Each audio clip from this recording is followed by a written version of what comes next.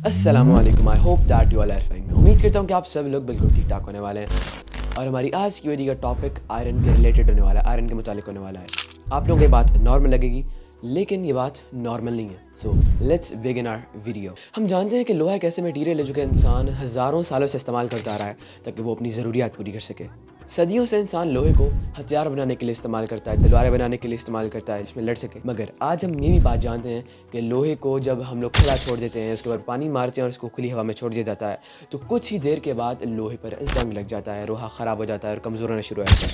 ये बात ख़ास बात नहीं है, ये एक आम फिनोमेना है जो कि हम इधर उधर देखते हैं। आज के ज़माने में हम लोग इतनी बात ज़रूर जानते हैं कि लोहे को अगर जंग से बचाना है तो उसके बहुत से तरीके हैं। फॉर एग्जांपल अगर हम उसके ऊपर पेंट कर देते हैं तो भी लोहे को कुछ नहीं होता, उस पर जंग नहीं लगता। केमिस्ट्री की ज़ुबान में बोले तो मुख्तलिफ मटीरियल उसके ऊपर चढ़ा देते हैं तो तब भी लोहे पर जंग नहीं लगता। हम सब जानते हैं कि हज़रत ज़ुल्करनैन के बारे में कुरान मजीद में जिक्र आया है कि उन्होंने याजूज और माजूज को कैसे रोका था, किस तरीके से रोका था उनको आम इंसानों को नुकसान पहुँचाने से। एक दीवार बनाई थी ना, तो उसी के मुताल्लिक कुरान के 18th सूरत में 96th आयत है, زبر الحديد حتى إذا ساوى بين الصدفين قال انفخوا حتى إذا جعله نارا قال آتوني أفرغ عليه قطرا۔ इसका मतलब कुछ इस तरह निकल के आ जाए कि हज़रत ज़ुल्करनैन ने कहा कि मुझे लोहे के पत्थर ला के दो, और उन्होंने जो पहाड़ के दरमियान का सारा एरिया था वो भर दिया और फिर उन्होंने कहा ब्लो यानी कि आग जलाओ। और जब लोहा पूरी तरह से लाल हो गया गर्मी की वजह से, तो उन्होंने कहा मुझे कॉपर ला के दो ताकि मैं इस लोहे के ऊपर डाल सकूँ। इस आयत में वही मेथड यूज़ हुआ है जो मैंने थोड़ी देर पहले बताया कि लोहे को जंग लगने से बचाने के लिए उसको मुख्तलिफ लेयर उसके ऊपर चढ़ाई जाती हैं, कॉपर व जिंक वगैरह, ताकि वो हवा को एक्सपोज ना हो और उसके ऊपर ऑक्सीजन और एयर ना आए और उसको जंग ना लगे। लोहे को जंग कैसे लगता है वो तो पहले से जानते थे,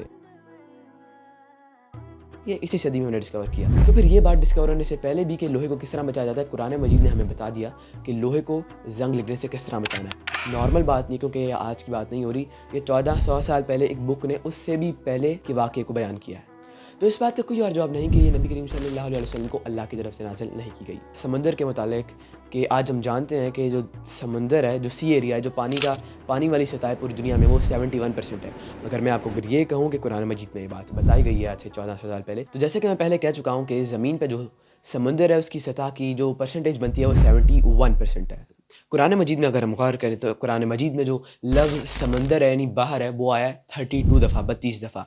उसके अलावा जो ज़मीन का लफ्ज़ आया है, लैंड का लफ्ज़ आया है, वो आया है 13 दफ़ा, 13 टाइम्स। तो अगर हम समंदर का रेशो निकालना चाहें कि वो अर्थ पे कितना बनता है, तो हमें इन दोनों को प्लस करना पड़ेगा। यानी 32 में अगर हम प्लस करें 13 तो बनता है 45, ठीक है। अगर हमने समंदर का रेशो निकालना तो हम 32 को जब 45 से डिवाइड करा देंगे ना, तो हमारा आंसर आएगा 71, और 71 ही वो परसेंटेज है जो कि पानी की है ज़मीन के ऊपर। तो ये बात कैसे मुमकिन किया था 1400 साल पहले